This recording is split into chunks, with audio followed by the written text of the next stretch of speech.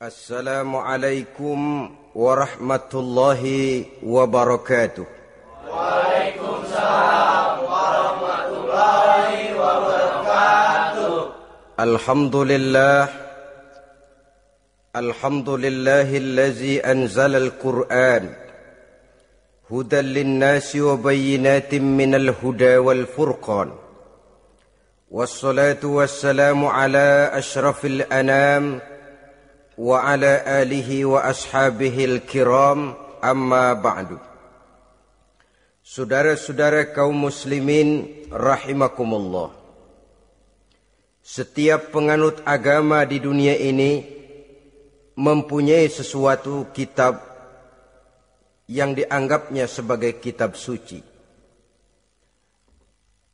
Orang Hindu punya kitab Weda. Orang Buddha punya kitab Tripitaka. Yahudi mempunyai Taurat. Nasrani mempunyai Injil. Penganut Konghucu punya kitab Tao Te Ching. Orang Majusi punya kitab Zen Avesta. Orang kebatinan punya kitab Serat Centani, Hidayat Jati, Darmo Gandul, atau Gatoloco.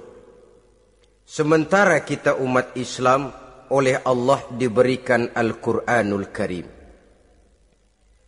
Mengapa kita yakini Quran ini sebagai kitab suci? Pertama, ia bebas dari intervensi dan investasi manusiawi. Ia sepenuhnya, baik isi maupun redaksi, adalah produk dari Allah Subhanahu wa ta'ala. Kita yakini Quran kitab suci karena sampai hari ini belum ada seorang pun yang sanggup membuat seperti itu. Suatu kitab hanya dinamakan suci kalau dia bersih dari investasi dan intervensi manusia. Al-Quran ini sejak turunnya 14 abad yang lalu telah menantang. Wa in kuntum fi raibim mimma nazzalna ala abdina fa'tu bi suratin min mislih. Apabila kamu ragu-ragu terhadap kebenaran Quran yang kami turunkan kepada hamba kami Muhammad, atau kamu menyangka Quran itu cuma bikinan Muhammad saja, cobalah kamu buat satu surah saja semacam Al-Quran. Apabila kamu tidak mampu melakukannya seorang diri, wada'u syuhada'akum, ajak seluruh teman-temanmu.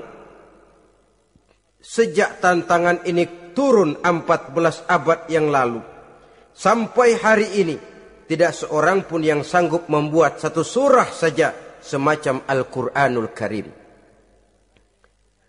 Barangkali belum pernah ada yang coba-coba. Sudah. Di antaranya apa yang dilakukan oleh Musailamah Al-Kazzab. Dia mencoba membuat satu surah semacam Al-Quran yang kalimatnya sudah berbentuk bait-bait syair, tapi isinya jauh panggang daripada api. Yang kedua, kita yakini Quran sebagai kitab suci karena isi dan ajarannya sesuai dengan fitrah manusia. Suatu kitab dinamakan suci kalau ajarannya sejalan dengan fitrah manusia. Misalnya, manusia secara fitrah, kalau dia laki-laki, normal nafsu kepada perempuan, itu fitrah. Perempuan suka kepada laki-laki, itu fitrah.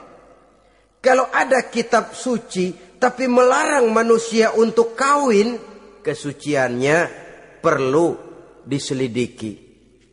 Quran kitab suci sejalan dengan fitrah manusia, maka ia menganjurkan manusia yang mampu untuk melangsungkan perkawinan. Contoh lain, secara fitrah manusia perlu makan. Kalau ada kitab suci yang melarang manusia puasa saja siang malam terus menerus, itu kan sama juga nyuruh orang mati. Quran sesuai dengan fitrah manusia, maka dalam Islam puasa wisol, puasa ngableng apa itu istilahnya, puasa nyambung, Dari pagi sampai sore, sampai malam, sampai pagi lagi puasa terus. Bukan saja tidak boleh, malah haram hukumnya. Kenapa? Itu bertentangan dengan fitrah manusia. Yang ketiga, kita yakini Quran sebagai kitab suci karena isinya tidak kontroversial. Isinya tidak saling bertentangan satu sama lain. Di ayat manapun Quran mengajarkan Allah itu Esa. Satu kali dia berkata haram, dia akan tetap berkata haram. Isinya tidak kontroversial. Sebab kalau ada kitab suci, di satu pihak mengajarkan Tuhan Esa, di lain ayat mengajarkan Tuhan 3, di lain ayat lagi mengajarkan Tuhan 4, kitab kacau namanya. Bagaimana suatu kitab bernama suci kalau isinya kontroversial satu dengan lainnya? Dari 3 kriteria inilah kita yakini Quran sebagai kitab suci. Masalah yang akan kita bicarakan pada pertemuan kita kali ini, bagaimana sikap kita terhadap Al-Quranul Karim sebagai kitab suci. Berangkat dari sebuah hadis di mana Rasulullah sallallahu alaihi wasallam pernah memberikan tawaran. Beliau bersabda, "Man ja'ala al-Qur'ana amamahu qadahu ilal jannah, wa man ja'ala al-Qur'ana khalfahu saqahu ilan nar." Siapa yang menjadikan Quran sebagai imam, maka Quran akan membimbing dia ke dalam surga. Tetapi siapa yang menjadikan Quran sebagai makmum, maka Quran akan mendorong dia ke dalam neraka. Pilihan terserah kita. Siapa yang menjadikan Quran sebagai imam, ditempatkannya Al-Quran di depan, dia ikuti petunjuk dan ajaran Al-Quran, maka Quran akan membimbing dia ke surga. Surga dunia, lebih-lebih lagi surga akhirat. Tetapi sebaliknya, siapa yang menempatkan Quran di belakangnya, dia belakangi Al-Quran, dia belakangi perintah dan ajaran-ajaran Al-Quran, dia perturutkan hawa nafsunya dalam kehidupan ini, maka Quran akan mendorong dia ke dalam neraka. Ya, neraka dunia, lebih-lebih lagi neraka akhirat. Pilihan terserah kita. Saya mau tanya, kira-kira Quran dalam hidup kita jadi imam apa jadi makmum? Imam apa makmum? Kalau Quran jadi imam, artinya kita umat Islam jadi makmum. Resiko dan logika tentu. Makmum harus ngikuti imam. Imam takbir, makmum takbir. Imam ruku, makmum ruku. Imam sujud, makmum sujud. Imam tahiyat, makmum tahiyat. Itu namanya Quran jadi imam, kita jadi makmum. Artinya dalam terjemahannya pada kehidupan, kalau merah kata Quran, merah kita kata. Hijau kata Quran, hijau kita bilang. Ke barat kata Quran, ke barat kita pergi. Ke timur kata Quran, ke timur kita berangkat. Halal kata Quran, halal kata kita. Haram kata Quran, haram kita bilang. Itu Quran imam, kita makmum. Nyatanya kadang-kadang kontras. Nyatanya kadang-kadang paradok. Merah kata Quran, hijau dong kata kita. Halal kata Quran, remeng-remeng kata kita. Ke barat kata Quran, ke timur kita pergi. Dalam praktek kita mau jadi makmum, Quran kita suruh jadi imam. Kita sesuaikan Quran dengan selera kita. Mana-mana ayat yang menguntungkan, mana ayat yang sesuai dengan mau kita, itu yang kita baca kuat-kuat. Itu yang kita canangkan ke tengah masyarakat ramai. Tapi manakala Quran itu bertentangan dengan nafsu kita, bertentangan dengan gaya dan kepribadian kita, kita umpetin itu Quran.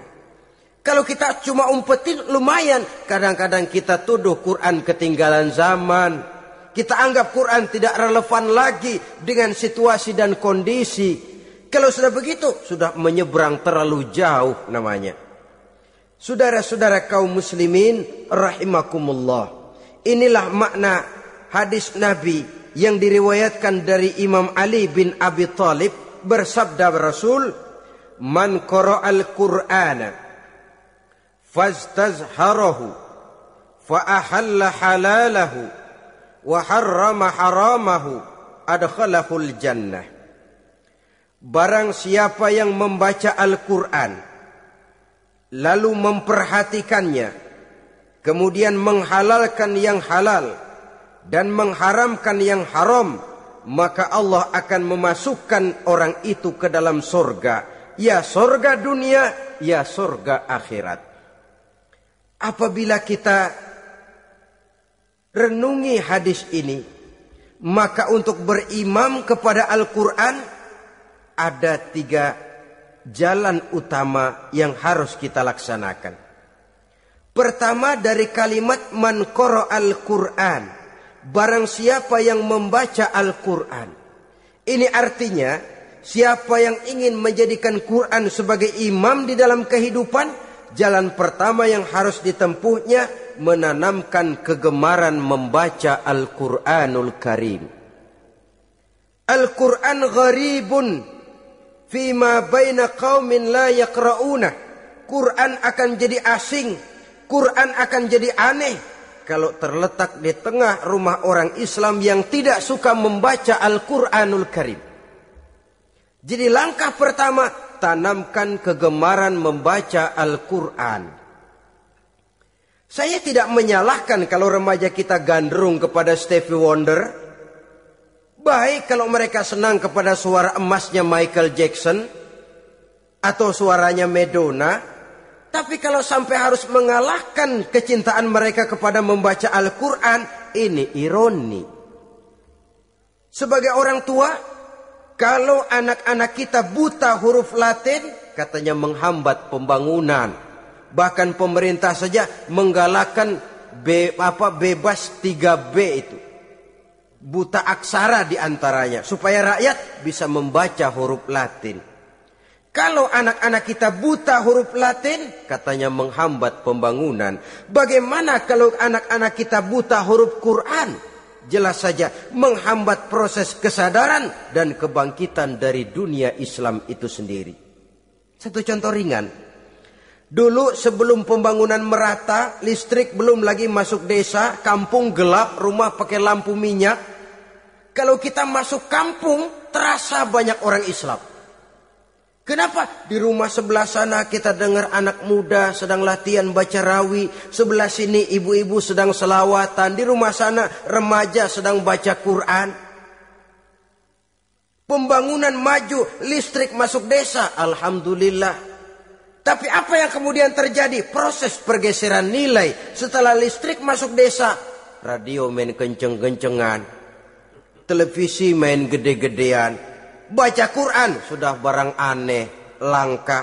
Tengoklah sekarang kalau kita masuk kampung, ada yang remaja sedang baca Quran, rasanya kok aneh, nggak umum.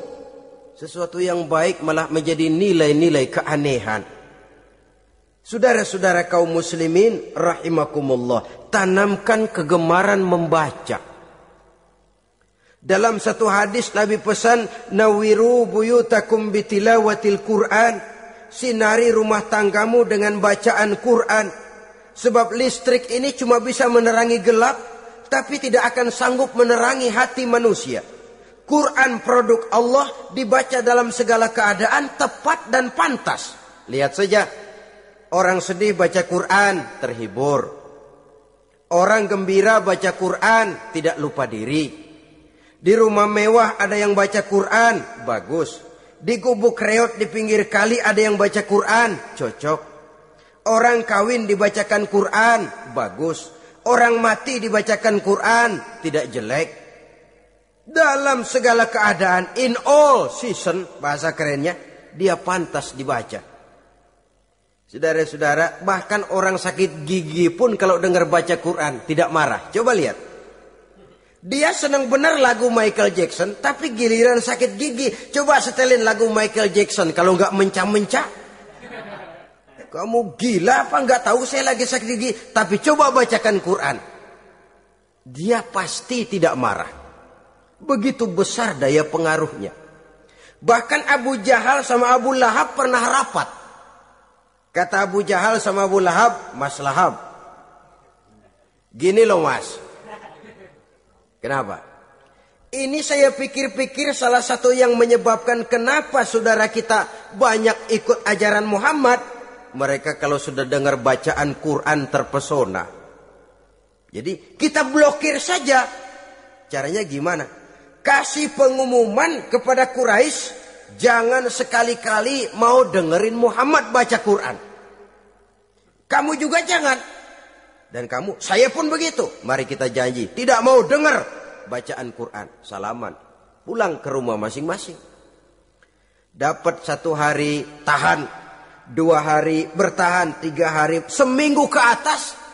Abu Jahal mulai ada semacam rindu, kangen, pengen dengar ayat Quran. Karena secara pribadi dia mengakui keindahan gaya bahasanya jauh lebih tinggi dari kemampuan penyair Quraisy. Isi ajarannya sangat dalam dan menyentuh segi-segi kehidupan manusia. Gak tahan Abu Jahal kayak dikilikin hatinya.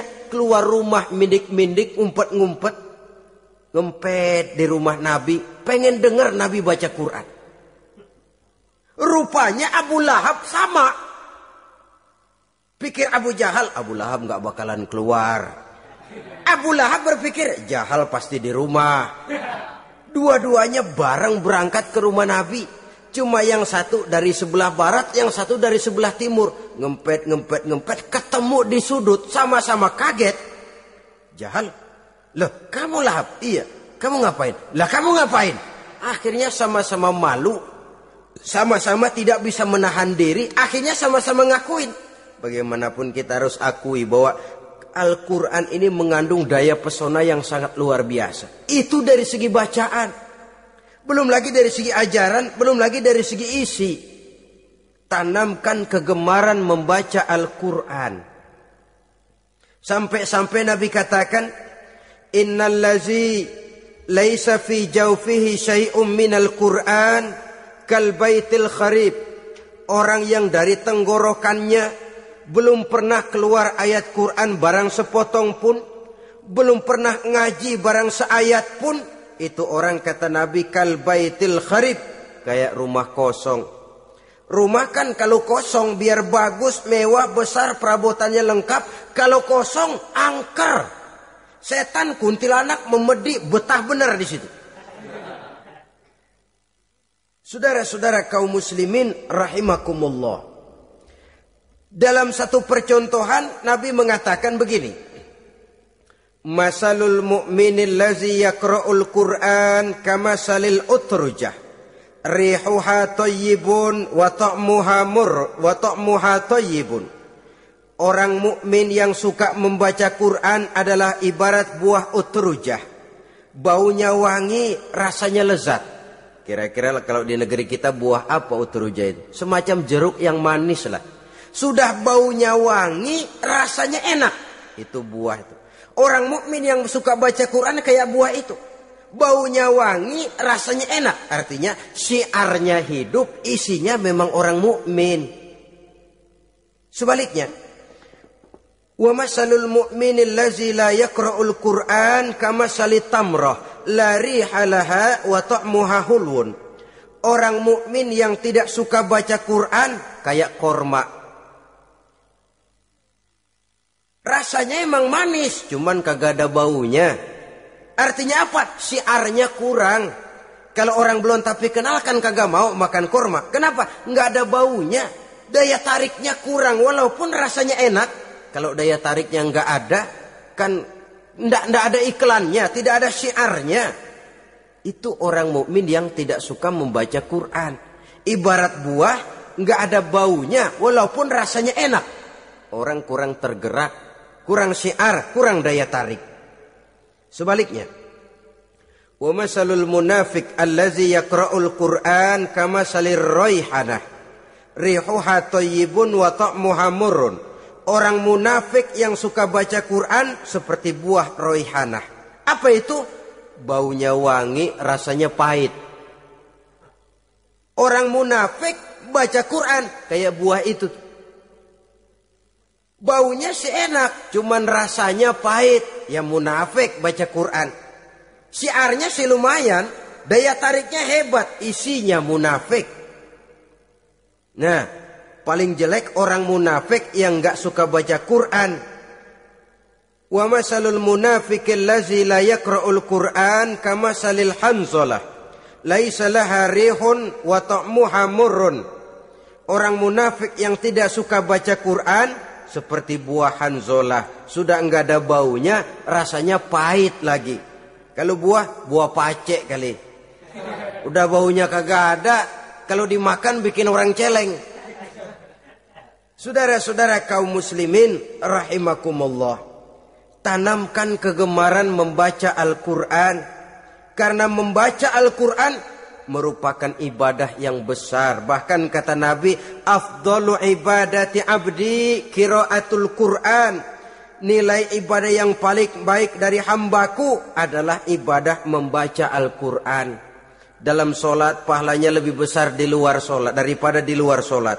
Dengan wudu pahalanya lebih besar daripada tanpa wudu. Mengerti pahalanya lebih besar daripada tidak mengerti. Tapi tidak mengerti pun jangankan membaca, mendengar saja orang baca Quran dengan baik sudah didoakan untuk mendapat rahmat. Berpahala mendengar bacaan Al-Quran walaupun tidak mengerti. Apalagi membaca sendiri, apalagi mengerti apa yang kita baca, tentu pahala itu akan jauh lebih besar. Ini yang pertama, tanamkan kegemaran membaca Al-Quranul Karim. Yang kedua,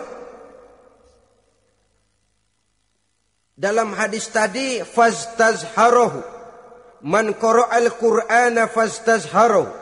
Siapa yang membaca Al-Quran kemudian memperhatikannya. Jadi kalau kita mau berimam kepada Al-Quran, setelah menanamkan kegemaran membaca, yang kedua, perhatikan. Pahami isinya. Jangan seperti monyet pakai mahkota, ketawa girang, cengengesan, tapi dia tidak tahu arti kebesaran mahkota yang disandangnya itu. Bangga dengan Al-Quran, tapi apa kandungannya kita tidak mengerti. Untuk memahami Al-Quran ini, caranya bagaimana? Tentu mudah saja. Seperti contoh, kalau kita ingin mengerti caranya bikin tahu, jangan bertanya kepada montir mobil. Montir mobil ahli betul urusan mesin, tapi kalau urusan tahu, tanya dong tukang tahu. Untuk mengerti rahasia dan seluk-beluk Al-Quran, kita harus bertanya kepada orang yang memahami seluk-beluk Al-Quran. Para ulama, para kiai, para ustadz, yang kita tahu kualitas keilmuannya, kita yakini loyalitas dan integritasnya kepada Islam ini. Kenapa? Ayat-ayat Quran itu elastis. Dia dibawa kemana saja mau. Ditafsirkan menurut kemauan orang bisa. Paling celaka kalau yang belajar tidak punya dasar, yang mengajar punya maksud lain. Sesat dan menyesatkan. Yang ngajar punya nafsu ambisi, yang belajar tikus budeg. Yang memang tidak punya dasar apa-apa. Sekali belajar langsung tafsir. Cara wudhu yang baik saja belum ngerti. Cara ruku dan sujud yang baik saja belum bisa. Yang membatalkan sholat apa ndak bisa, ndak ngerti. Sekali langsung. Ndak, supaya kita langsung saja belajar langsung Al-Quranul Karim. Tidak jelek. Cuma akan lebih baik kalau sebelumnya ada unsur penunjang dari nilai-nilai keilmuan dalam Islam ini. Disinilah perlunya menghidupkan majelis-majelis taklim. Sebab kalau Al-Quran hanya dipahami dan dikutak-kutik menurut maunya rasio saja, kekuatan rasio terbatas. Saya akan khawatir nantinya akan timbul pendapat-pendapat di mana Al-Quran disesuaikan dengan otak. Bukan otak ngikuti Quran, tapi Quran disuruh ngikuti otak. Contoh yang dekat saja, kalau saudara ngukur kayu pakai meteran, itu kira-kira meteran ikut kayu apa kayu ikut meteran? Ayo, kira-kira kayu ikut meteran apa meteran ikut kayu? Meteran ikut kayu. Bagus. Kalau meteran ikut kayu, artinya nggak ada meteran benar di dunia ini. Kayunya kependekan, meterannya dipotong. Kan begitu loh. Meteran ikut kayu namanya. Bukan meteran ikut kayu, tapi kayu yang harus ikut meteran. Otak harus ikut wahyu. Jangan wahyu disuruh ikut otak. Manusia ikut Quran, jangan Quran disuruh ikut manusia. Dan kaum orientalis, ya, orang barat di luar Islam yang mendalami, mempelajari Islam dengan tujuan mencari kelemahan Islam untuk menghantam umat Islam. Itu sengaja mencari ayat-ayat yang mereka kumpulkan untuk menghantam umat Islam. Supaya mereka meragukan Qur'annya untuk kemudian pada suatu saat meninggalkan Qur'an sama sekali. Timbullah pendapat ada ayat Qur'an yang sudah tidak sesuai lagi katanya dengan situasi dan kondisi. Seolah-olah otak manusia sudah jauh lebih pintar daripada Al-Qur'anul Karim. Saudara-saudara kaum muslimin rahimakumullah. Inilah yang kita berlindung dari Allah. Sebab secara demikian dengan kata lain kita secara tidak sadar sudah mengurangi kemahamutlakan dan kesempurnaan dari Allah Subhanahu wa taala.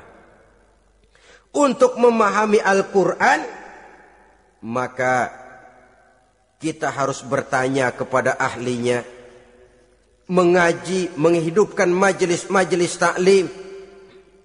Jangan sampai Al-Quran menjadi awam di tengah masyarakat Islam sendiri. Ini jalan yang kedua, memahami isinya.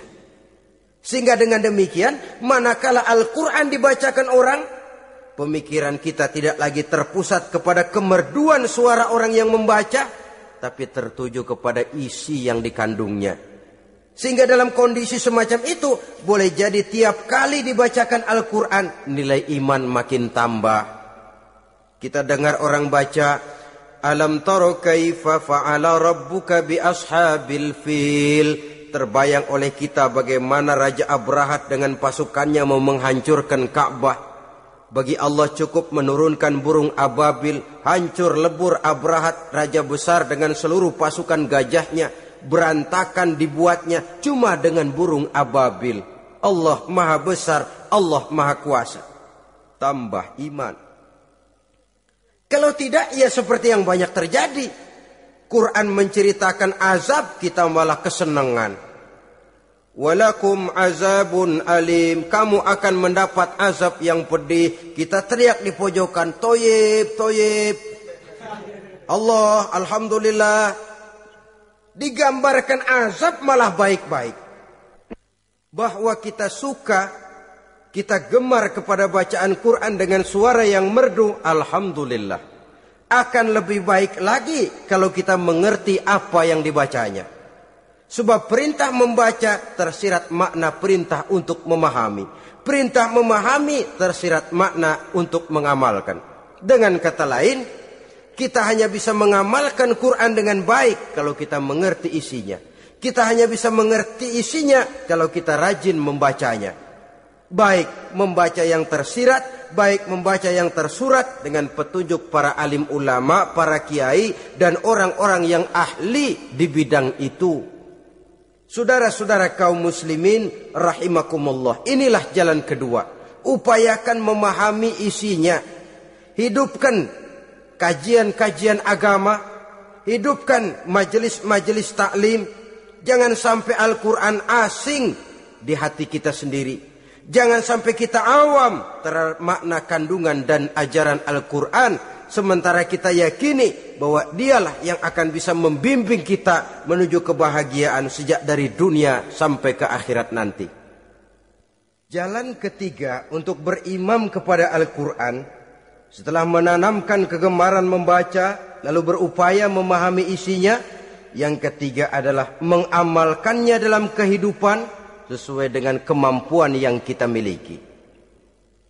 Quran tidak akan membawa berkah Kalau ajaran yang terkandung di dalamnya kita baca, tapi kemudian kita injak-injak dalam praktek kehidupan. Quran mengatakan riba haram, tapi praktek kita dalam hidup malah senang betul kepada riba. Quran mengajarkan jagalah kesatuan persatuan dan ukhuwah Islamiyah. Praktek yang kita lakukan malah centang perenang, malah saling bertolak belakang, malah kadang menjegal kawan seiring, menggunting dalam lipatan, ramai kita dengan kita. Lalu kelemahan pun menjadi kenyataan di mana-mana. Quran sekali lagi tidak akan membawa berkah kalau yang kita baca kita injak-injak. Tentang pengamalan Al-Quran ini, Allah Subhanahu wa ta'ala mengklasifikasi manusia dalam firman-Nya, "Tsumma awrasnal kitaba allazina astafaina min ibadina." Kemudian kami wariskan Al-Quran ini kepada hamba-hamba kami yang kami pilih. Ya Allah, coba saja kita lihat ayat ini. Quran kitab pilihan, diberikan kepada umat pilihan, yaitu kita-kita ini. Lalu bagaimana umat pilihan ini setelah menerima Al-Quran? Terbagi dalam 3 kelompok besar. Pertama kata Allah, "Faminhum zalimun linafsihi." Di antara mereka ada yang setelah menerima Al-Quran kemudian zalim kepada dirinya sendiri. Artinya hanya mulutnya saja yang menerima Al-Quran, tapi perbuatannya menginjak-injak Al-Quran. Orang semacam ini tidak zalim kepada Allah, tidak zalim kepada Rasulullah, tetapi orang semacam ini zalim kepada dirinya sendiri. Dia terima Quran dengan mulutnya, tapi dia injak-injak Quran dengan perbuatannya. Na'udzubillah summa na'udzubillah. Kelompok yang kedua, faminhum muqtasid. Di antara mereka ada yang setelah menerima Al-Quran lalu muqtasid. Muqtasid ini 50-50. Ngambil jalan tengah. Ajaran Quran dipakai, ajaran setan dikerjain. Artinya juga perintah Quran oke, larangan Quran heeh. Saudara-saudara, malaikat bingung bagaimana montennya nih anak ini. Perintah Quran dikerjain, larangan Quran juga dikerjain. Ini muqtasid. Nah, yang ideal adalah golongan yang ketiga kata Allah, wa minhum sabiqun bil khairati biiznillah.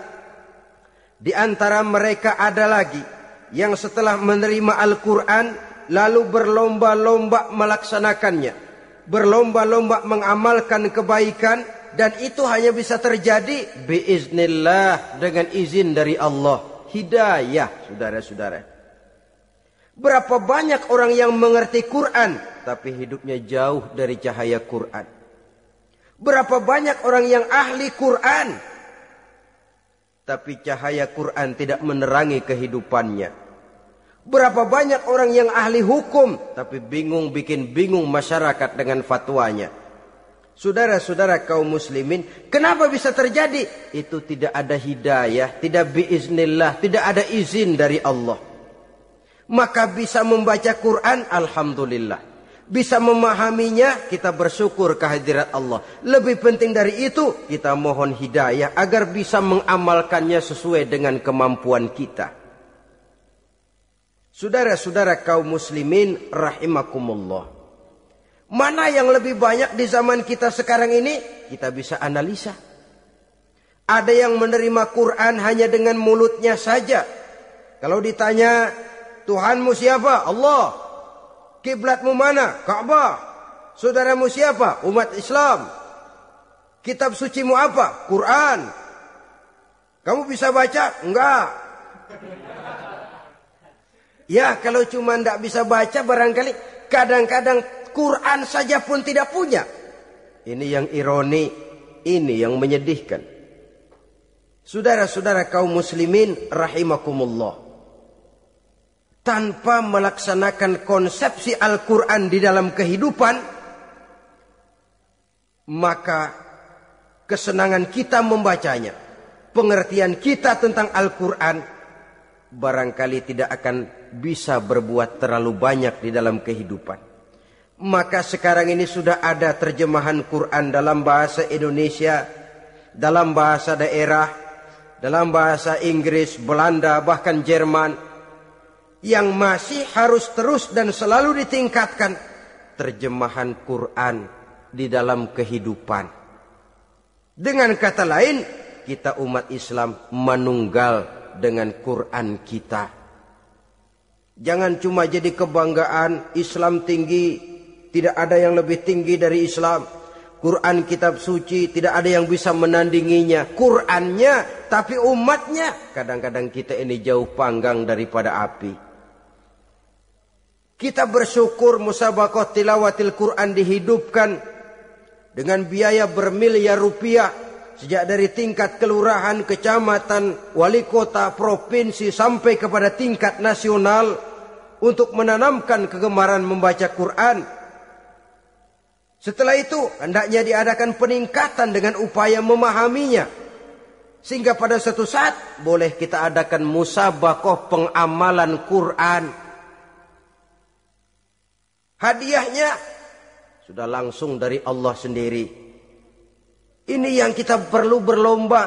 Berlomba mengamalkan ajaran Quran. Sabiqun bil khairat. Berlomba mengamalkan ajaran-ajaran Al-Quranul Karim. Nah, oleh karena Al-Quran ini dalam bentuknya yang umum kadang-kadang hanya menjelaskan satu persoalan secara global, kita memerlukan tuntunan sunnah dari Rasulullah Shallallahu Alaihi Wasallam. Umpamanya, Quran hanya mengajarkan aqimis sholat, dirikan sholat. Caranya bagaimana? Tidak ada cara sholat dalam Quran. Dari mana kita tahu cara sholat? Dari sunnah. Itu sebabnya selain Al-Quran sebagai sumber utama, kita memerlukan sunnah. Bahwa sholat pakai takbiratul ihram di Quran tidak ada.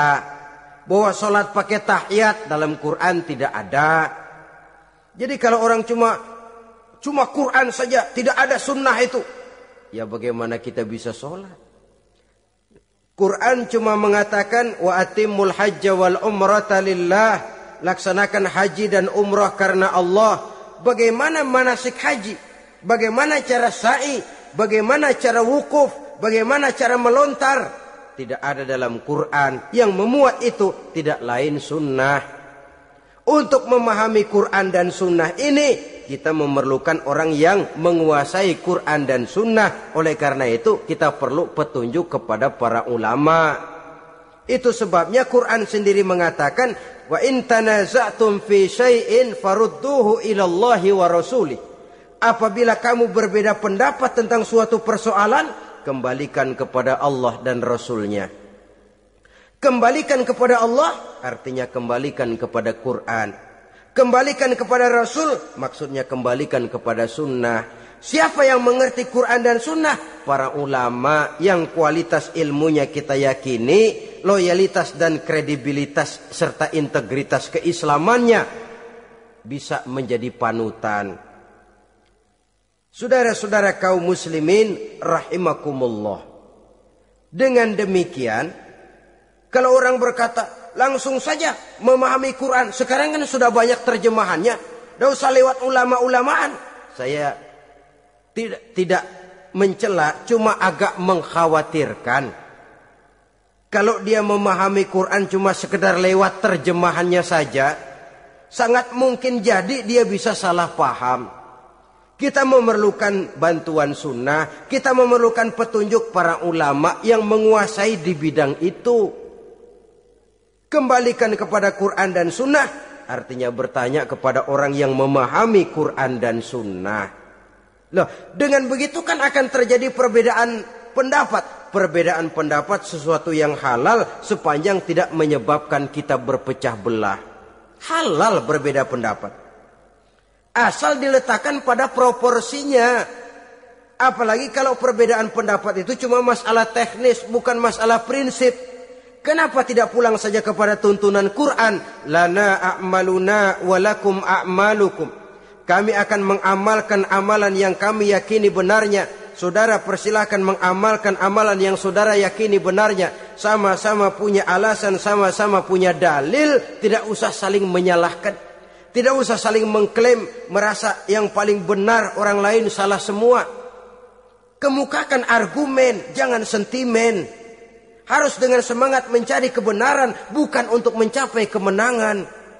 Kalau sentimen lebih penting dari argumen, kalau kemenangan lebih diutamakan dari mencari kebenaran, yang berlaku kadang-kadang gengsi. Kalau sudah gengsi, yang bicara emosi. Kalau sudah emosi, istilah kita di kampung, ngambek.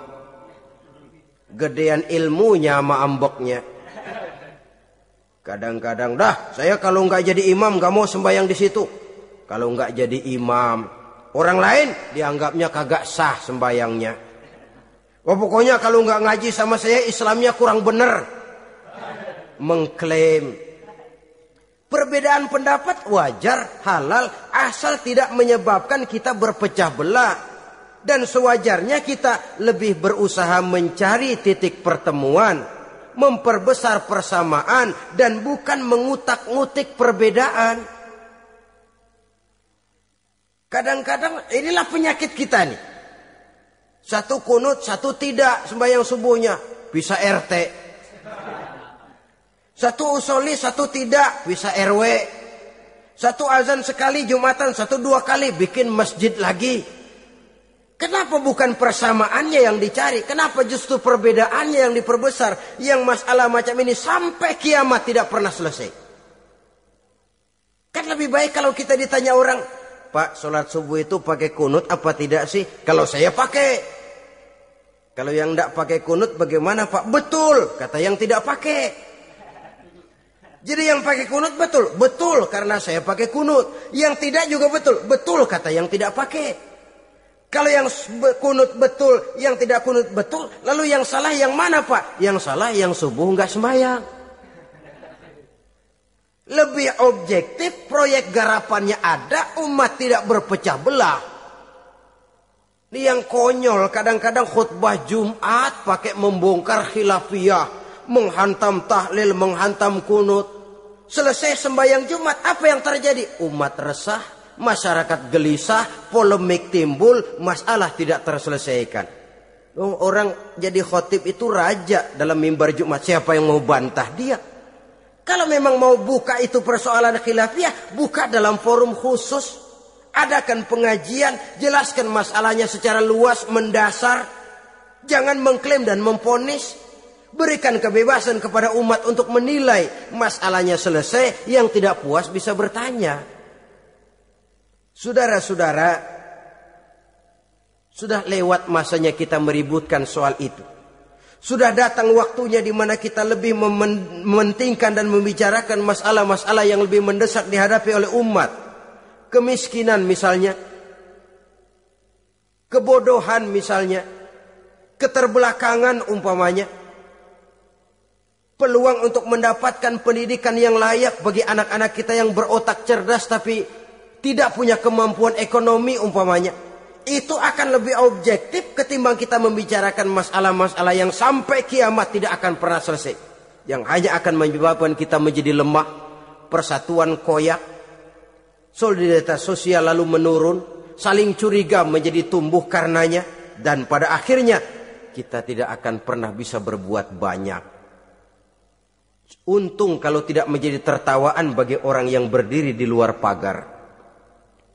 Saudara-saudara kaum muslimin rahimakumullah. Sekali lagi, Al-Quran tidak akan membawa berkah kalau yang kita baca, kita injak-injak. Oleh karenanya, untuk berimam kepada Quran ini, sekali lagi pertama, tanamkan kegemaran membaca. Yang kedua, upayakan memahami isinya melalui bimbingan orang yang ahli bidang itu. Yang ketiga, amalkan sesuai dengan kemampuan. Sebab itu ada prinsip, kalau isi suatu hadis nampaknya bertentangan dengan otak, kesohihan hadis itu boleh diperiksa. Tapi kalau ayat Quran nampaknya bertentangan dengan otak, otaknya yang harus diperiksa. Jangan Qurannya lalu disesuaikan dengan otak.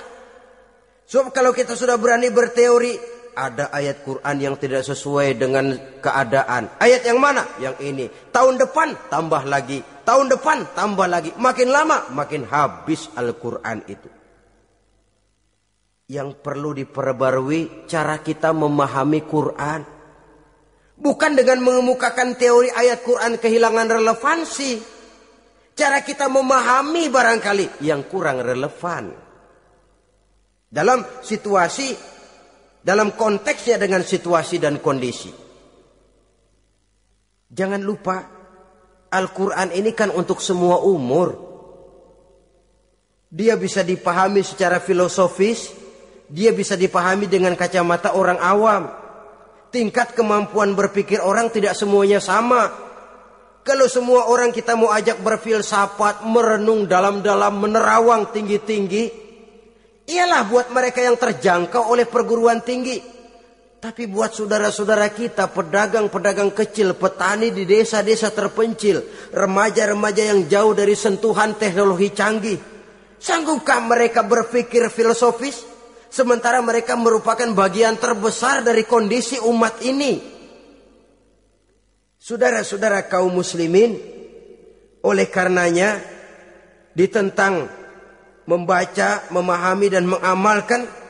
Rasulullah Shallallahu Alaihi Wasallam pernah memberikan sugesti. Beliau bersabda, "In aradtum aisas su'ada, apabila kamu menginginkan kehidupan yang bahagia, hidup seperti hidupnya orang-orang yang bahagia, dan tentu ini keinginan kita semua, wa mautas syuhada, dan menginginkan mati sebagai matinya para syuhada, para pahlawan pembela agama, orang yang mati syahid." Wah, ini sudah tidak duanya ini. Hidup mulia, mati syahid. Dapat dua-duanya.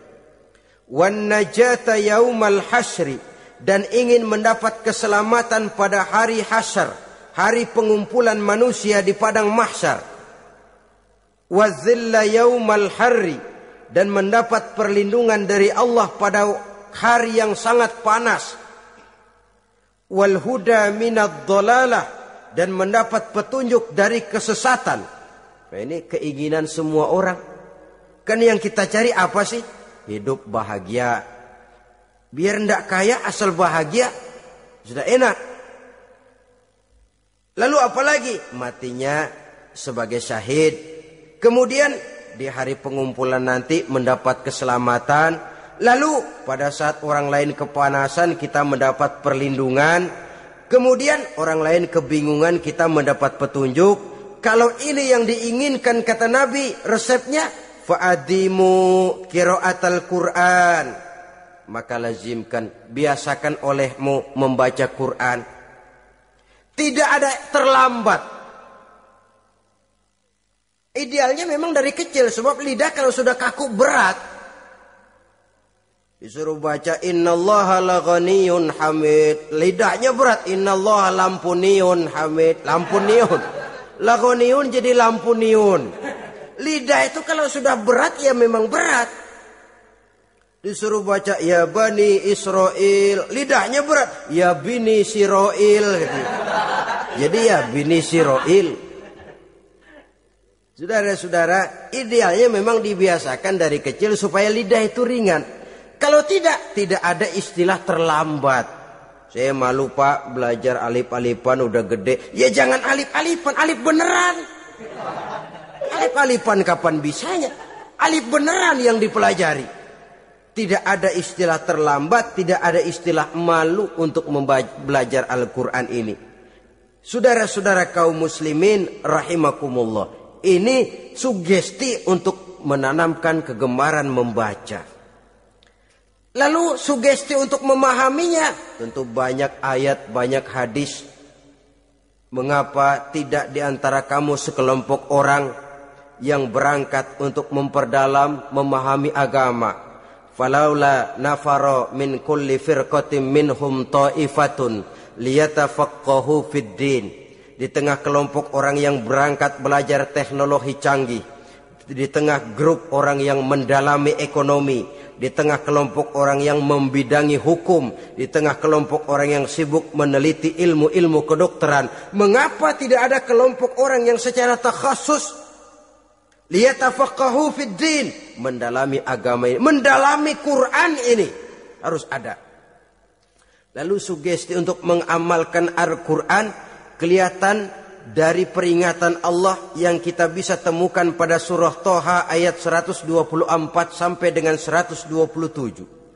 Wa man a'rada an zikri, barang siapa yang berpaling dari peringatanku, kata Allah, barang siapa yang berpaling dari Al-Quran ini, dia terima Al-Quran, dia imani Quran, tapi dia berpaling dari ajarannya, dia injak-injak apa yang seharusnya dia amalkan, dia perturutkan hawa nafsunya, maka kata Allah, fa inna lahu ma'isyatan dhanka, dia akan diberikan satu penghidupan yang sempit. Inna lillahi wa inna ilaihi raji'un. Diberikan hidup yang sempit. Kalau hidup sudah terasa sempit, bagaimanapun luasnya rumah, sempit. Kalau hidup sudah terasa sempit, bagaimanapun banyaknya harta, sumpek. Kalau sudah hidup ini terasa sempit, bagaimanapun luasnya pergaulan, tidak ada tempat kita bertanya, melarikan persoalan, membagi rasa. Siapa yang berpaling dari Quran, dia akan diberikan penghidupan yang sempit. Bukan dagangnya tidak untung, bukan kerjanya tidak digaji, tapi kesempitan hati lebih bahaya loh dari kesempitan ekonomi. Itu di dunia. Di akhirat, wa nahsyuruhu yaumal qiyamati a'ma. Di akhirat nanti dia akan dikumpulkan oleh Allah dalam keadaan buta. Ya Allah, ya Rasul. Padahal ke akhirat kita baru tumben. Sekali ke akhirat buta. Masya Allah. Di tempat kita lahir saja, kalau tadinya kita melihat, tahu-tahu menjadi buta, kita bingung. Padahal jalan sudah pernah kita lihat, arah sudah pernah kita tahu. Bagaimana di padang mahsyar nanti? Kemana jalan yang akan ditempuh? Kepada siapa kita hendak bertanya? Mana teman, mana istri, mana anak? Buta pula kita. Satu kesengsaraan yang merupakan puncak kesengsaraan. Dikala itu orang yang semacam tadi protes. Rabbi, lima hasyartani a'ma wa qad kuntu basira. Wahai Allah, kenapa hari ini saya dikumpulkan dalam keadaan buta? Padahal ketika di dunia dulu saya melihat, saya menyaksikan gunung yang menjulang tinggi ke angkasa. Saya melihat lautan yang luas terhampar biru membentang. Saya saksikan tanah, sawah luas menguning. Saya saksikan keindahan alam. Di dunia saya melihat Allah. Kenapa sekarang saya dikumpulkan dalam keadaan begini? Protes dia, tidak terima dia. Allah jawab, kadzalika atatka ayatuna fanasitaha. Kata Allah, begitulah memang. Dahulunya waktu di dunia telah datang ayat-ayat kami kepadamu. Telah turun Al-Quran. Telah datang agama. Fanasitaha. Tapi kamu lupakan dia. Kamu lupakan Quran. Kamu lupakan Islam. Datang ayat, turun Quran, turun agama. Kamu belaga pilon. Kamu belaga enggak tahu. Wa kadzalikal yauma tunsa. Maka hari ini pun begitulah kamu dilupakan. Sebagaimana dulu waktu di dunia, kamu telah melupakan ayat-ayatku, melupakan kitabku, melupakan ajaran-ajaranku. Hari ini kamu pun dilupakan. Seolah-olah Tuhan cuma enggak bilang, mereka protes, Tuhan, kenapa saya buta padahal di dunia saya ngelihat? Kata Tuhan, kalau bahasa kita, lu rasain. Lu sih, kenapa dulu di dunia? Pura-pura enggak lihat. Kenapa waktu di dunia? Pura-pura enggak tahu. Kenapa waktu di dunia? Kamu lupakan Quran. Maka hari ini pun engkau kami lupakan. Wa kadzalikal yauma tunsa. Wa kadzalika najzi man asrafa walam yu'min bi ayati rabbih wal azabul akhirati asaddu wa abqa. Demikianlah kami membalas orang yang berlebih-lebihan, orang yang melampaui batas dan tidak mau beriman kepada ayat-ayat Tuhannya, dan sungguh siksa akhirat itu lebih dahsyat dan lebih kekal. Siksa dunia mungkin kelaparan, kekurangan ekonomi, kekurangan pakaian, tapi berapa hari paling lama seumur manusia? 70 tahun umur kita, ya paling lama begitulah. Tapi siksa akhirat, kesengsaraan akhirat, kesengsaraan neraka, asyaddu wa abqa, lebih dahsyat dan lebih kekal. Di zaman sekarang orang bukan cuma berbuat potong kompas, berpikir pun potong kompas, berpikir pun ngambil jalan pintas. Dia lebih memilih kesenangan yang sedikit dengan mengorbankan kesenangan yang abadi. Dia mengejar surga yang sebentar dengan menghancurkan surga yang kekal. Dicarinya surga dunia, hidup cukup, rumah bagus, makan bagus, pakaian bagus, istri bagus, dengan menghalalkan segala macam cara, berpaling daripada kehidupan agama, lalu menginjak-injak Al-Quranul Karim. Kita berlindung kepada Allah, jangan sampai dimasukkan dalam kelompok yang di akhirat nanti dibangkitkan dalam keadaan buta. Na'udzubillah summa na'udzubillah. Di sini kita terkesan dengan apa yang dikatakan Sayyid Muhammad Abduh, al-Islam mahjubun bil muslimin. Kebesaran Islam kadang-kadang tertutup oleh tingkah laku umat Islam sendiri. Keluhuran dan kesempurnaan Al-Quran tertutup oleh kebodohan umat Islam. Sedangkan untuk mengungkapkan rahasia Al-Quran ini diperlukan keahlian yang kompleks. Saudara yang di fakultas teknik belajar teknologi, ungkap buka rahasia Quran di bidang teknologi.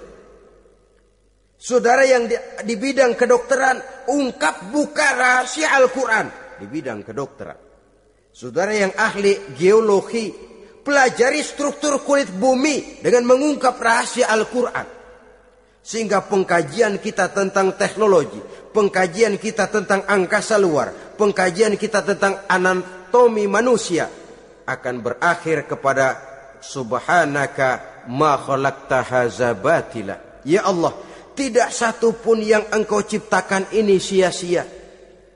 Perut bumi mengandung minyak, timah, kekayaan yang berharga untuk manusia. Mempelajari angkasa luar bisa memahami musim dan menyelamatkan manusia. Mempelajari rimba belantara, teknologi canggih, akhirnya akan memperkuat nilai-nilai iman. Menerjemahkan ajaran Quran lewat disiplin ilmu yang kita kuasai masing-masing, untuk kemudian bekerja sama bahu-membahu dalam rangka mengimani Al-Quran, mengamalkan Al-Quran, dan mengawal keluhuran Al-Quranul Karim yang atas dasar tuntunannya kita hidup, untuknya kita berjuang, dan dalam bimbingannya kita ingin kembali menghadap Allah Subhanahu wa ta'ala. Inilah pertemuan yang singkat ini. Mudah-mudahan kita diberikan kekuatan oleh Allah untuk berimam kepada Al-Quran, menjadikannya sebagai pedoman utama di dalam kehidupan kita. Terima kasih atas segala perhatian. Mohon maaf atas segala kekurangan. Usikum wa nafsi bitaqwallah. Wassalamualaikum warahmatullahi wabarakatuh.